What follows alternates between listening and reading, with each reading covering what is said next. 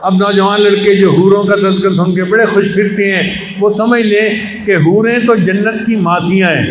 وہ بہت اعلیٰ ہیں، بڑا درجہ ہے ان کا، وہ کستوری سے بنی ہوئی ہیں، ہم خاکی ہیں، مٹی کے بنے ہوئے ہیں، کستوری کی بنی ہوئی ہوں گی۔ اتنا اونچا درجہ کہ اگر کوئی حور مردے سے بات کر لے تو مردہ زندہ ہو جائے، اگر ایک انگلی آسمان دنیا سے نیچے کر دے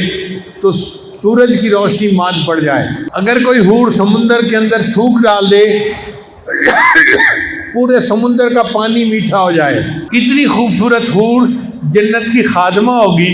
ان 70,000 حوروں کی جو ملکہ ہوگی اس کو حور عین کہیں گے، موٹی آنکھوں والی حوریں، اور وہ حور عین وہ ہر مومنہ عورت کو خدمت کے لیے عطا کی جائے گی۔ اب آپ بتائیں کہ جنت کا جو مالک ہوگا اس کو اپنی بیوی زیادہ پسند آئے گی یا وہ حوروں کے پیچھے بھاگتا پھر رہا ہوگا؟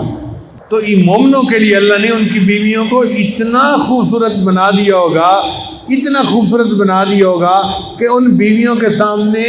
حوریں بھی ترس رہی ہوں گی کہ کاش ہمیں یہ حسن عطا کر دیا جاتا۔ اس لیے ایمان والے جو ہیں وہاں بھی اپنی بیویوں کے ساتھ خوشی کا وقت گزاریں گے۔